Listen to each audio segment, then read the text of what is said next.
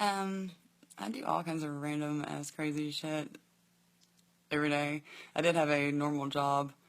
I was working at Legends downtown Nashville, a gift shop, but they didn't like that I was planning my wedding shortly after I had started, and scheduling conflicts and the slacking, I guess, or whatever. I could probably get my job back, but goodness gracious, I need some juice right now. You're gonna go make me some fucking Kool-Aid. I'm thirsty. No, but what church do you go to? That's cool. Though. I like that you go to church. I church hop. I don't really just stick to one organization as of right now because a lot of them I don't follow their beliefs or their word. You know, a lot of people and pastors nowadays sell the word of God, and I'm not digging it. And a lot of the people like benefit from the donations, and mostly goes to the pastor, and they don't even give back to the community. Or I don't know. Like my tithes I pay too is like when I was working at the Dollar Tree over there by the hospital. Like when I got paid, I bought this homeless man like a sweater and some pants and some socks. That's the way I get back to the community. Or if like they need help or getting their ID, I can send them on their way. And just I had this like saying to where I can only give like 1 hour a day worth of pay away. So I was like, when I was working at Legends, I could only give $11 away. So if I could just keep, because I was going like, whoops, way under and over budget by giving too much. But I don't know. I was like, what's it all for? It's like, I don't give a shit about none of this shit. Like, it's all going to come and go. It's like, I've built my house over 10,000 times as much as I've lost, and I had to rebuild all the way from fucking Texas to Kentucky. Tennessee is my home. I was born and half-ass raised because I was a little state baby and bounced around from like group home to group home. And then I was like, I need somewhere that I can gather all of my people that I've known and all of my friends and all the people I love and have them in one spot so I can care for them all, and I can have them all there. And everybody's so scattered, and everybody loses touch, and so it's like family is really hard to come by. My dad's in Kentucky State Penitentiary. My mother's in estranged. She's always hated me. I was supposed to be the little aborted, not wanted baby. But yeah. So like my grandparents raised me since I was like 2.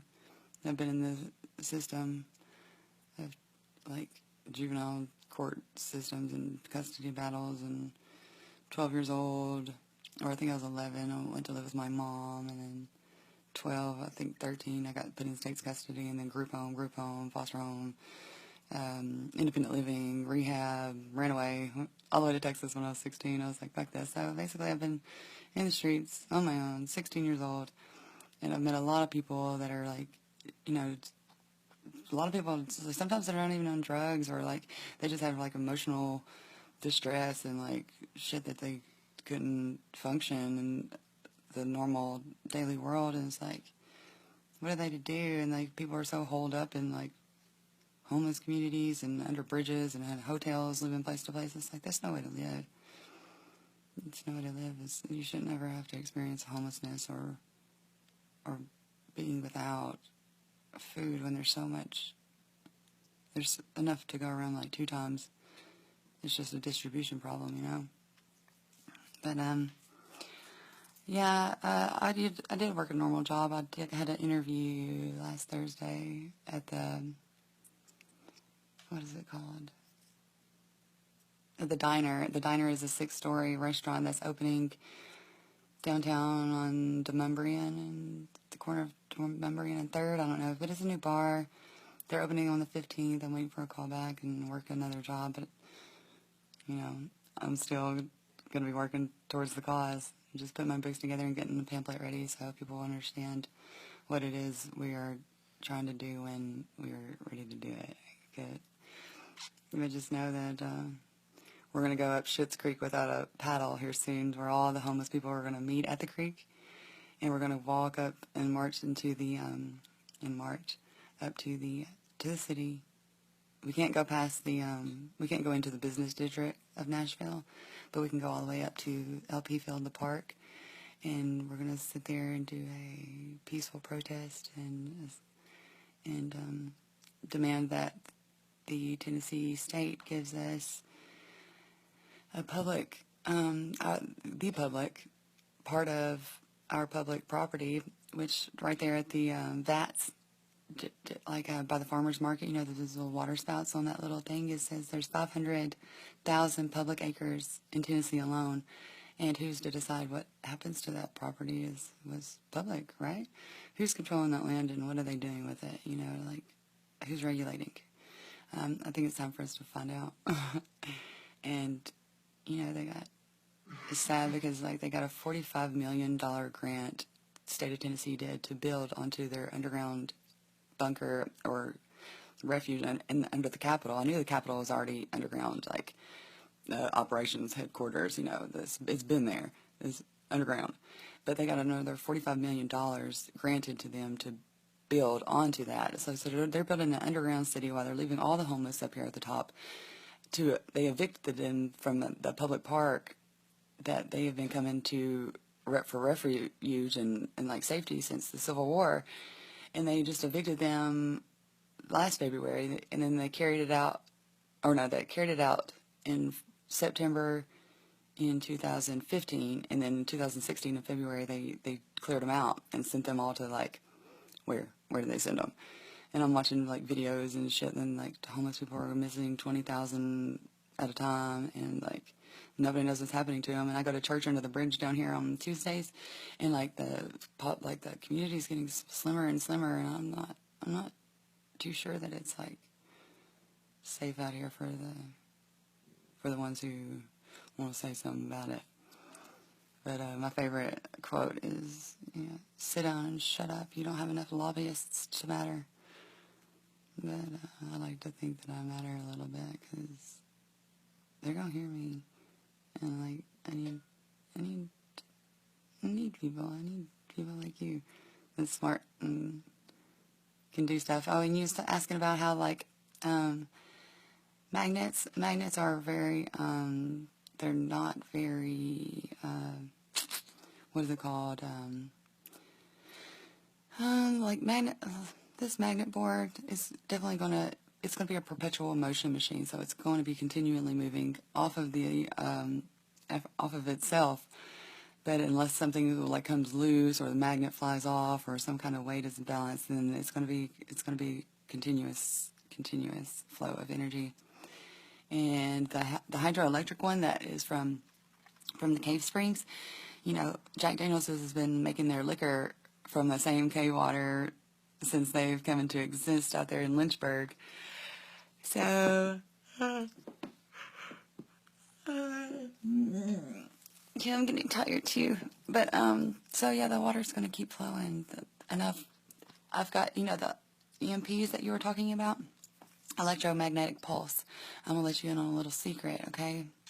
Don't think I'm crazy in how I know this shit, but I'm like a prophetess or something like that, so I foresee things that people are trying to hide. So, mom's the word. But, okay, so the EMPs that you're talking about, electromagnetic pulse, they have huge metal rods that go down into the ground, that's hammered into the ground, okay? And then they have like little pathways that you can go in. And then when it's separated and when the doors are open, it makes this sound, okay? And then when it's closed, it's silent. And that means it's not safe to pass through because like the current is connected. And if you try to pass through, then you'll be fucking electrocuted. It works from underneath the ground as well as above. They have like sound waves. Have you ever felt like you were like shutting down and you had to like boom and like touch the ground and like shit? That's like them like maneuvering electromagnetic pulses, which is you know, getting affected by the magnetic pole shift, because the magnetic pole from north to south has shifted and the world is turning on a different on a different magnetic scale, which is going to cause the tides to change and the waters to rise. And you know how, like, Atlantis is the lost city of Atlantis? And then there's the water temple over there in Ireland. It's underwater. Just like Sodom and Gomorrah, I'd say, like one burned and one flooded. It's going to be the same thing. And like, this is the fifth son. There's one here now. Prophecy says it's, and there's one to come, like none before him. And like, if we don't turn to our faith and change our ways, and there won't be another one. If this son dies, then there won't be another one. It's kind of scary. So are we supposed to like block the sun by shooting something at the sun to blow it up? Or what? I don't know what all this means, but I know that I've seen it in scripture. I know that God's talking to me through me. And like, it's no lie. And what I say is true to my understanding. I wouldn't steer you wrong. I wouldn't like misguide anyone. And I want to see everybody win. I don't want to see nobody hurt or without, like, anybody. I don't care of my worst enemy. And if I have faith in you and you have faith in me, then we can do it. And if I believe that you could, you can. You can do anything. So if you believed that I could just run, jump, and fly, I could. That's the power of the faith in the mustard seed.